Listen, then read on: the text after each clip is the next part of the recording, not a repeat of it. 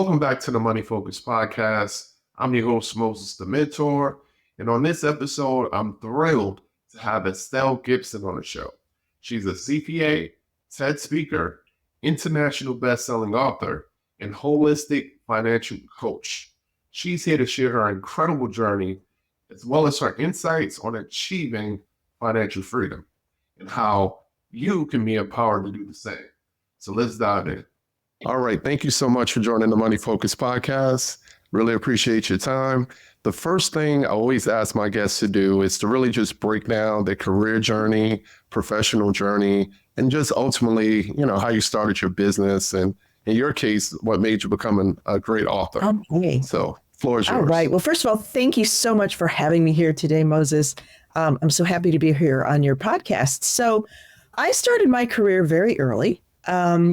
It starts in high school.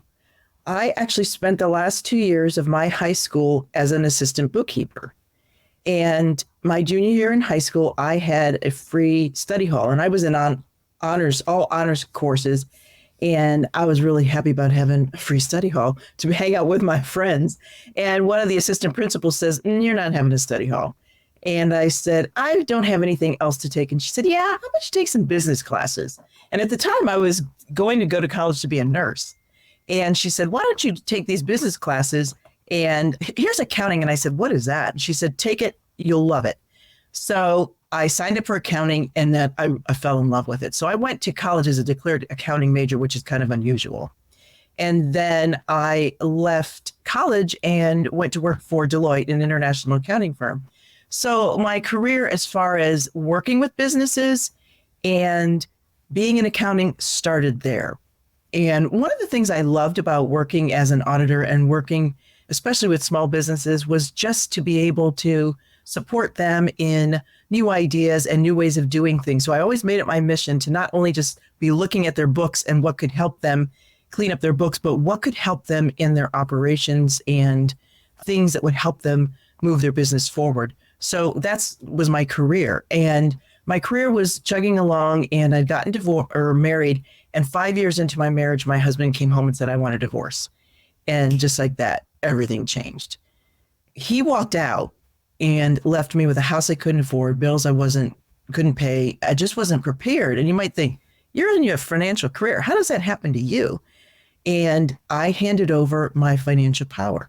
And I did what I saw growing up in my family, that one person managed all the money. So when we were married, he was managing all the money. I was dealing with people's money all day long. So I didn't want to deal with it when I got home. So he was good at it, and I trusted him. So like many people, Moses, in relationships, in businesses, celebrities, they hand over the financial power to somebody that they feel like they can trust that will manage it. And the mistake that I made is that I didn't stay involved and I didn't stay informed. So I had to rebuild my life financially and emotionally. And the first time I had the idea of doing something similar to what I'm doing now is when I was in my attorney's office. And there was just a whole side table of business cards. And on that table, different people that could help people going through a divorce, whether it was counselors or other attorneys. And I had the thought, I wonder if anybody needs help with their finances, because I know what I was going through to rebuild my life. And it was just a fleeting thought. And then as I began to rebuild my life emotionally, I got involved in self-development communities and my church community. And I began to realize that people in both of my communities, the self-help and church community, were struggling with money, living paycheck to paycheck, worrying about their money, in fear about their money. And in the financial world, I was working with people that had a lot of money, and they were worried about their money and stressed about their money and fear of losing their money. And I saw that in both communities that I was involved in, people were not financially free. So that's when I began to teach about financial freedom and helping people to create their definition of financial freedom and what it means for them. Yeah, no, I appreciate that breakdown. And what you described is what I've seen personally, and also with other guests, is that people assume just because someone is, affluent or whatever, that they have this financial knowledge and that they're not living paycheck to paycheck or, sale to sale or investment to investment. I mean, it's really the need for financial information and education is needed across the board, not just for poor people.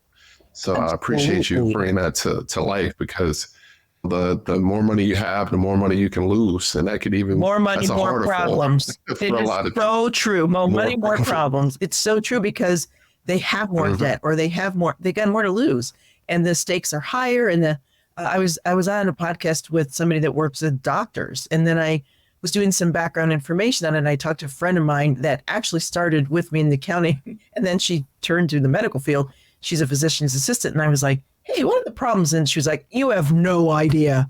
I mean, in the medical community, it's huge because they, first of all, have so much debt. And so the stakes are higher because they maybe have gotten into being a doctor because their parents wanted them to, or it was a dream as a child. And they get into all this debt. Then they get into the job and they don't like it, but they can't leave it.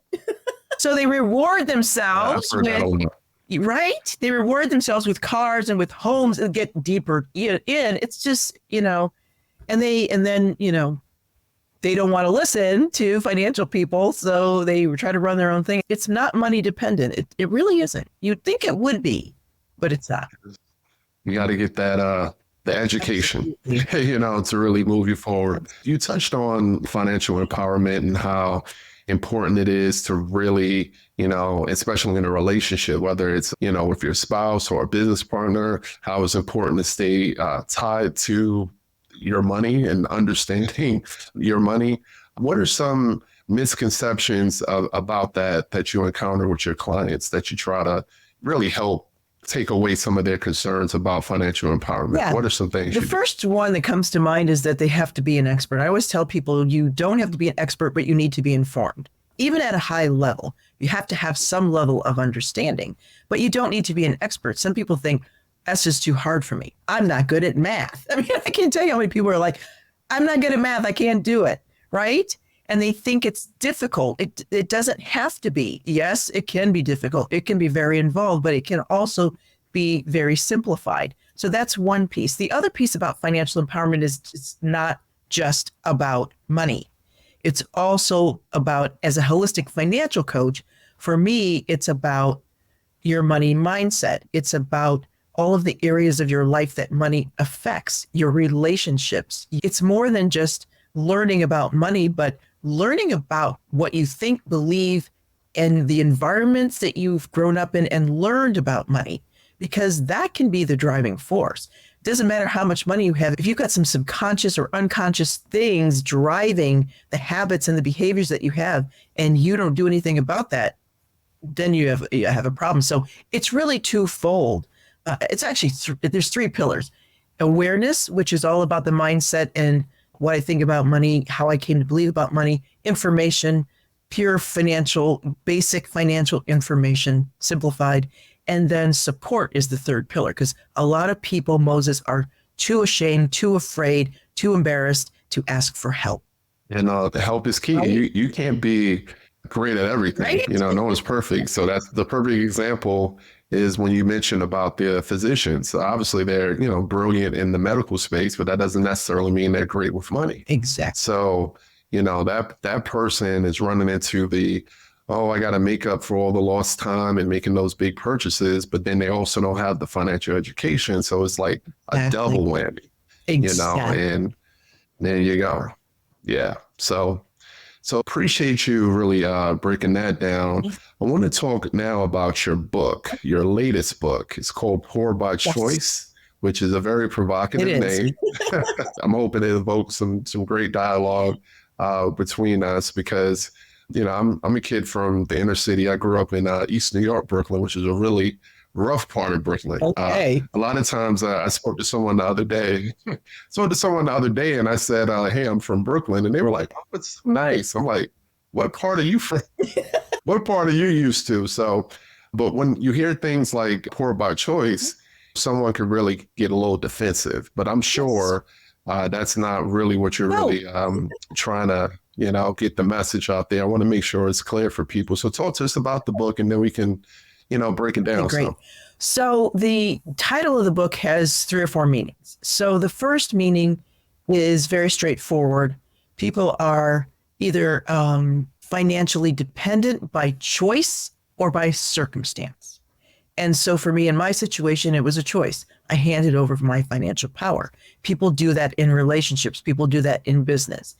Or they're poor by circumstance. Maybe they are in a job that they feel like they have to keep because they need the insurance or they have people to take care of. Maybe they've had an illness or a tragedy in their life and they are dependent on somebody. Maybe they're elderly, adult children living at home. They're trying to get a career, get their life started. And by their circumstance, they are in a situation, financial dependency. So it really relates to financial dependency. The second meaning is a rhetorical question. If we believe that we have a choice, is being poor a choice? Is believing that you don't have a choice a choice? Is believing that you can't do anything about it a choice? So that's kind of the one where people will be like, no, I don't have a choice. I can't get out of it. And that can be a mindset issue also. So that's the second, right?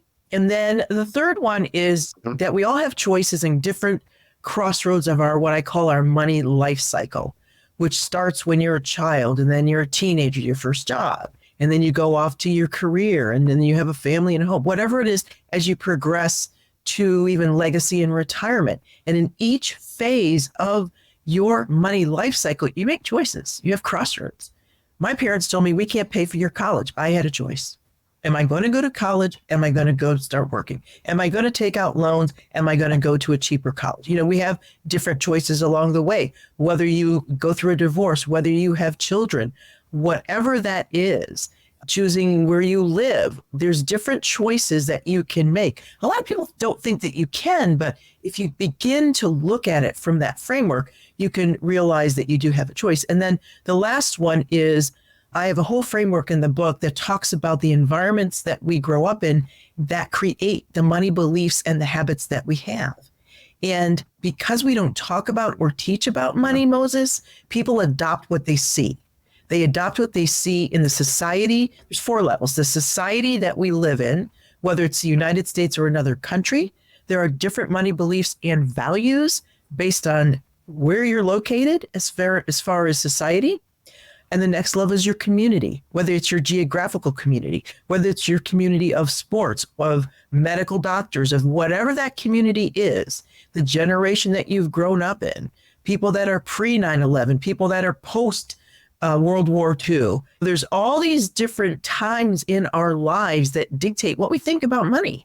And so that's the level of the community. Then our family, and most families have a motto or what they've seen in what you've seen growing up with your family, whether it's that they fought about money, that they have to work hard for their money, that they don't have to work hard for their money, that they have to work for themselves or have a job. There's all these beliefs going on at that level. And then the personal level, whether you have gone through your own experiences of getting student loans, being bankrupt, being divorced, having a business, losing a business, all of these things at those 4 levels contribute to what we think about and how we behave about money. And that the question is, do I have a choice or am I operating out of my programming? Am I really choosing or am I just acting out of my programming? So that's kind of the 4 meanings behind that title that are woven throughout the book. Those are all very impactful. And I can relate to a lot of those, like I say, growing up in the inner city, dreaming about this, bigger lifestyle and falling into a trap that way.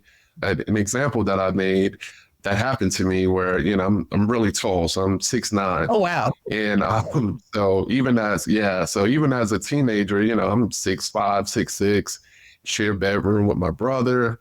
I had older brothers, so I used to share a bedroom with them when I was younger. And then when they moved out, I shared a bedroom with my little brother.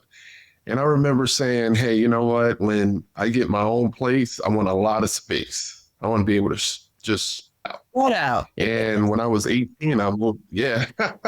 When I was 18, I moved out and I ended up getting like this big apartment and it was so unnecessary. It's one of the worst mistakes that I did because I ended up probably spending double my budget. You mentioned student loans. Fortunately, I had my tuition was covered, but I did take out student loans for it's supposed to be school expenses, but I ended up was paying rent for the most part because I was working and paying for housing. And it was just a big financial mistake in hindsight because I could have been perfectly fine staying at home. It wasn't like my mom was saying get out.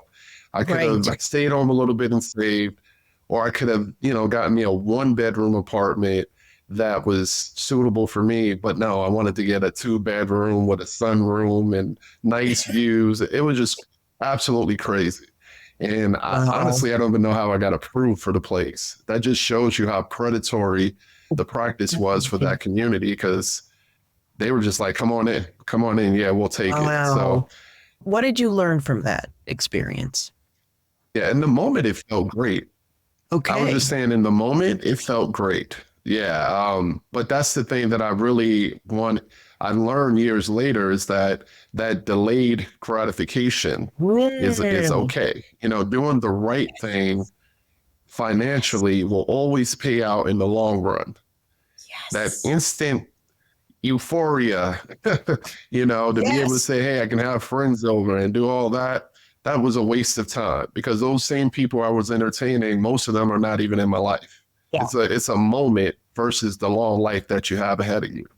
So I could have used that money in so many different ways. I could have, saved, started a business, not taken out as much student loans. It was a lot of positives that could have came out of it. But instead, I went the direction of spending excess money on housing. So that was a choice.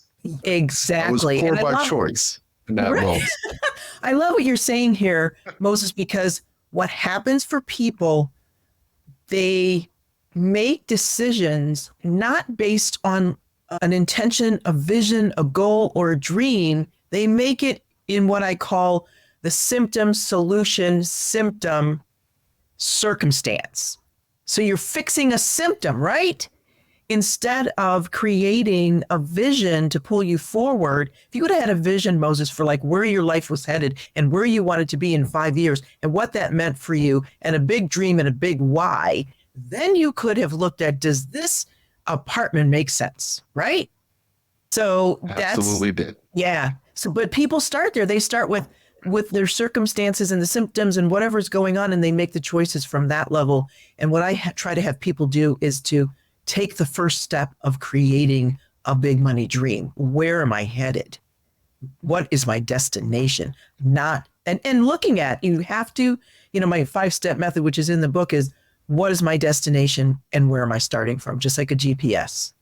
You went to where am I starting from and went to a plan or went to the steps, and we got to go. What's the destination? Where am I starting from? What is the route? Because otherwise we will, as like on a GPS, you'll be all over the place, right? All over the place. Yes. I think getting in front of younger people as soon as possible to help them understand those dynamics is key.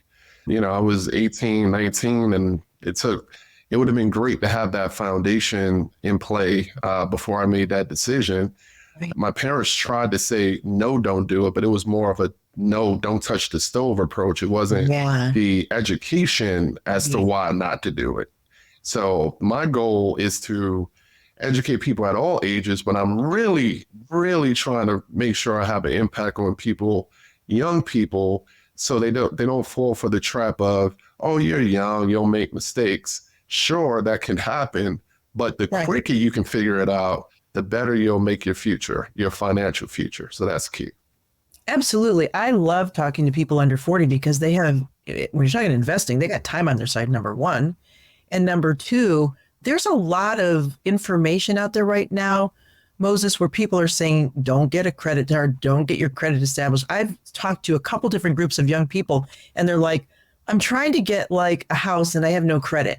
And I'm 35 and my parents told me, it's that whole, there's a whole generation of people that say, don't get a credit card, use a debit card, don't get a credit card to get a job, to get an apartment, to get a house, to get a car. There's so many things now that you need to be responsible with it, but you need to be establishing that. So that there's that, the credit side of it, the investment side of it, the income side of it, the dream side of it for young people is very, very important.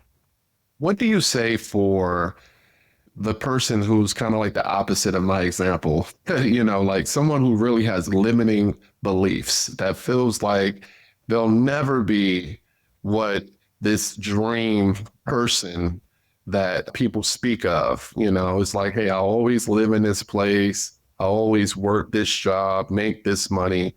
What are some best practices or just advice that you would give to someone who has limiting beliefs? Unfortunately, for people that have limiting beliefs, it usually takes something to happen for them to be willing to shift out of it. I have a framework in the book that's called the 3 levels of awareness. And the first level is asleep. So those are people that are not aware or asleep to actually what's possible, Moses, because sometimes it's just that they can't believe that dream because they're so fixated in their current situation. So they either have to have a catalyst, whether it's listening to a podcast like this, seeing a possibility or a vision for themselves, or they got to go through something. Usually it takes, right? You go through an experience where you lose something, whether it's a person, a job, a situation, for you, your apartment, you go through that and you're like, okay, this didn't work. I am ready to wake up. Now, hopefully people will hear things and read my book and listen to your podcast and go, hey, wait a minute, that's a different thought. That actually, I believe anything's possible. And if you are a person that has any kind of belief in a higher power or anything beyond ourselves, your beliefs, and I have a model in my book that talks about it's called your word equals your world. And that your words lead to your thoughts lead to your beliefs lead to your feelings, lead to your actions, lead to your experience. And unfortunately, we have the beliefs that reinforce our experience, and our experience reinforces our beliefs. So it's a cycle. So if people can learn that and go, I'm having an experience I don't want. How can I change my actions, change how I feel, change my beliefs, change my thinking? So it really all starts with your thinking. But if your thinking is anchored in to it's not going to change, you will experience that. So people have to realize it's like a chicken or the egg. Is it something that creates something that then I go to possibility, or is it the possibility shows up and then I change? But it's something has to shift in their everyday, how they're operating. Something has to shift, whether it's by choice or by circumstance. Something creates a situation where they go, I got to do something, right? You lose your relationship, you lose your job, you lose your car, whatever that is. And people can go 2 ways with that, because that can be so negative that they go even further down the path of, and now I don't even have a job, right? Or they can use that as a catalyst to improve their life. My divorce did that for me. I could have gone down a whole different path, but I used it as an opportunity, as a jumping off point to leap into something else. So you have a choice. I think that makes sense. Yeah. Sometimes people don't think they do, though. They don't realize it. It's tricky. What do you say? Like, you noted a lot of milestones. You said pre 9/11, post 9/11, post World War II. But the biggest one that's pretty recent is obviously the pandemic. Yes. So you got the pandemic, and then you have AI. So how do you plan on evolving your approach to people and your desire to help people with financial freedom and education? What are some things that you need to do personally within your business to make sure that your advice, your ability to consult with people is still effective? Okay, so there's 2 levels of the pandemic. The money side of it, the emotional side of it, and then how it affected how we operate. It actually opened me up to more people because remote and virtual gives people more access. So you don't have to be in front of them one-to-one. Technology, AI, security, all of that is always evolving. So as financial professionals, financial coaches, you got to stay up with that. And I talk about that in my book. We're talking about internet banks. We're talking about not having a bank that you go into that, do I have systems secure enough to to manage that? How do I man? And we got to deal with it, Moses, because we're moving in that direction. And so people have to be ready to take that step because technology wise, we are evolving. I think the kind of the emotional limited belief stuff is probably not changing as fast. AI, I love AI, but we have to be careful because, one of the things that I work with people on is customizing what they learn and implement because there's a lot of information out there. And if you've ever looked up financial information, there's so much that you'll get confused. So a couple things. You've got to get good sources for your information, and you've got to find trusted people that can help you if you have questions, if you need it customized, if you don't understand it, because an AI is going to that's just going to go to the next level with AI because you're going to have people putting out information that they may not be an expert about, that they're just getting on AI and having it go to sources that, quite frankly, I have a lot of cited sources in my book, and you got to do your homework because there's 10 sources and not one of them is saying the same thing. So what is AI doing? AI is probably taking an assortment of all that. So you can't always just get on the internet and listen to what is out there because there's so many scams out there, Moses. It may be a scam. It may not be true. It may be a conglomeration of lots of information. So you've got to find reputable sources, and they are out there and they are on the internet. And I have some of those things listed in resources in the back of my book. You got to have good sources, and you've got to have enough basic information and knowledge that you can go, that's not right. They're going to be able to mask themselves a whole lot better because the information is going to look legit, but you have to be able to know enough to know that this is not right. That's correct. That's the key. That's correct. Yeah. What are your goals with your business as a financial coach? And talk to us about some ideas for future books that you might have as well. Yeah, I have a couple ideas for books. Now, I'm a speaker that writes. I'm not I don't see myself as a writer, but I'm a speaker that writes. My son is a writer. One of the first things we're looking at doing is a book that both of us do together, called something around life lessons, because I keep running into situations with my son and other young adults where just the basics of life, Moses, when it relates to money, when it relates to insurance, when it relates to what happens when you get in a car accident. I asked my son that the other day, and he said, call AAA. And I'm like, that's not the first thing, dude. Right?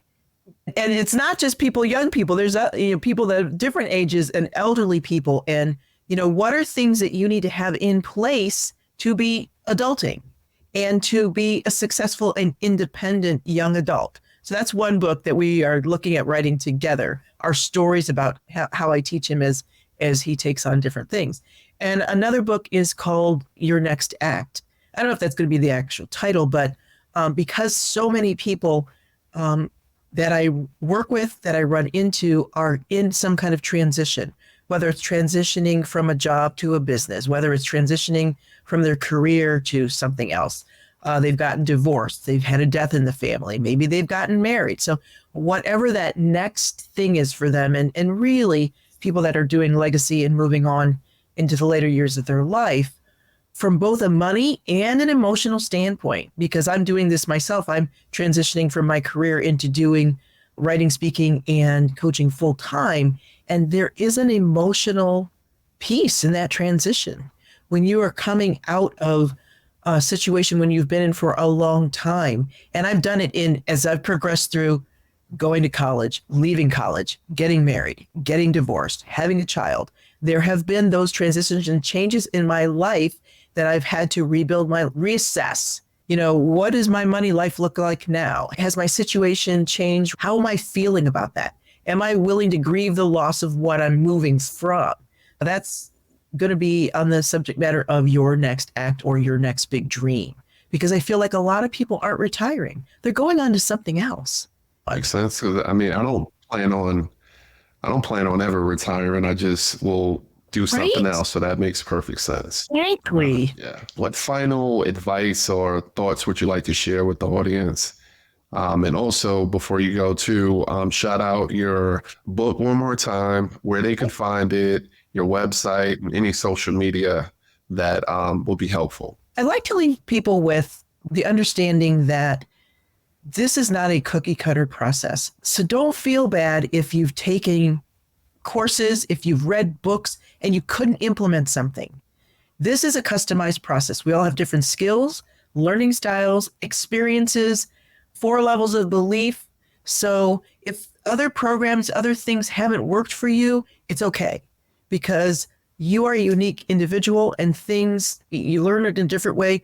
Things can be customized and unique for you and personalized. And the other key is to take action because information without implementation is entertainment. And if you're not implementing the information and things you're learning, you're not doing anything. So be informed, don't have to be an expert, but then take some action. Then it doesn't have to be big action, it could be small actions. And then you can find me at estellegibson.com.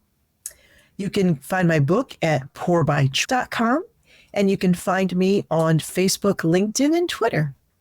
And I will make sure to include all your contact information in the description or show notes. So anybody who's watching or listening, just check that out and make sure you pick up her book. Estelle, I thank you so much for joining. Thanks. I really appreciate your conversation. And we're out. All right. Thank you. Thank you.